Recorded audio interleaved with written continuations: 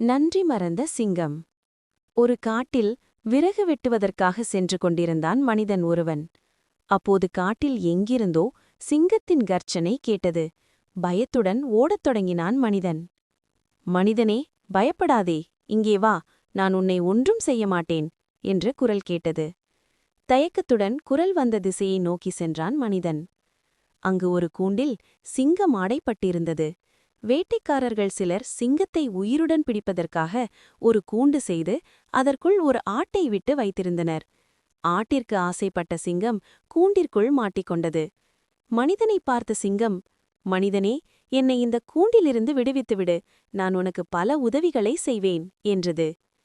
நீயோ மனிதர்களை கொன்று தின்பவன், உன்னை எப்படி நான் விடுவிக்க முடியும் என்றான் மனிதன்.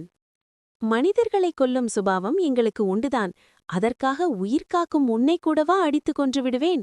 அவ்வளவு நன்றியில்லாதவனா நான்? பயப்படாமல் கூண்டின் கதவை திற, உன்னை ஒன்றும் செய்ய மாட்டேன் என்று நைசாக பேசியது சிங்கம். சிங்கத்தின் வார்த்தையை உண்மை என்று நம்பிவிட்டான் மனிதன். கூண்டின் கதவை திறந்தான். அவ்வளவுதான். நன்றி கெட்ட சிங்கம் மனிதன் மேல் பாய்வதற்கு தயாராயிற்று. இதனைக் கண்ட மனிதன், சிங்கமே, நீ செய்வது உனக்கே நியாயமா? உன் பேச்சை நம்பி உன்னை கூண்டிலிருந்து விடுவித்தேனே, அதற்கு இதுதானா நீ காட்டும் நன்றி என்றான். என் உயிரை காத்துக்கொள்வதற்காக நான் 1000 பொய் சொல்லுவேன், அதை நீ எவ்வாறு நம்பலாம்? மனிதர்கள் என்றால் பகுத்தறிவுள்ளவர்கள் என்றுதானே பொருள். அந்த அறிவைக் கொண்டு இது நல்லது, இது கெட்டதை என்று பகுத்தறிய வேண்டாமா? முட்டாள்தனமான உன் செய்கைக்கு நான் எப்படி பொறுப்பாக முடியும் என்றது சிங்கம். கடவுள் உன்னை தண்டிப்பார். உன் உயிரை காப்பாற்றிய என்னையே சாப்பிடுவது நியாயமா?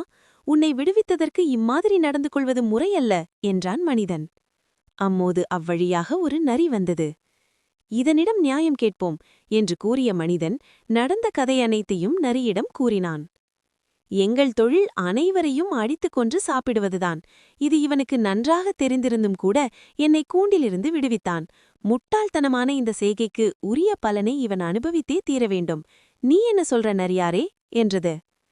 அனைத்தையும் கேட்ட நரிக்கு சிங்கத்தின் நன்றி கெட்ட செயல் புரிந்துவிட்டது.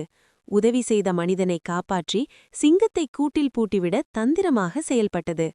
அதனால் ஒன்றும் புரியாததைப் போல் பாவனை செய்து, நீங்கள் இந்த மாதிரி சொன்னால் எனக்கு ஒன்றுமே புரியல, ஆரம்பத்திலிருந்து சொல்லுங்கள் என்றது நரி. உடனே சிங்கம் சொல்லத் தொடங்கியது. நான் அந்த கூண்டிற்குள் அடைந்து கிடந்தேன். எந்த கூண்டிற்குள் என்றது நரி. அதோ இருக்கிறதே அந்த கூண்டிற்குள் என்றது சிங்கம். எப்படி அடைந்து கிடந்தீர்கள் என்றது நரி. சிங்கம் விடுவிடல் என்று கூண்டிற்குள் சென்றது. இதுதான் சமயம் என்று கருதிய நரி சட்டென்று கூண்டு கதவை இழுத்து மூடியது. நரியாரே, இது என்ன அயோக்கியத்தனம்? நியாயம் கூறுவதாகக் கூறி என்னை மறுபடியும் கூண்டில் அடைத்து விட்டீரே என்று கத்தியது சிங்கம். நீங்கள் பேசாமல் கூண்டிற்குள்ளேயே இருங்கள். நான் ஒன்றும் இந்த மனிதனைப் போல் முட்டாள் அல்ல. உங்களுக்கு சாதகமாக நியாயம் சொன்னால் முதலில் மனிதனை அடித்துக் கொள்வீர்கள், பிறகு என்னையே அடித்துக் கொன்று விடுவீர்கள். அதனால்தான் உங்களை கூண்டிற்குள் செல்லுமாறு செய்து கதவை பூட்டிவிட்டேன் என்றது நரி. நன்றி மறந்த சிங்கம் தான் செய்த தவறை எண்ணி வருந்தியது. நீதி: ஒருவர் செய்த உதவியை எப்போதும் மறக்கக்கூடாது.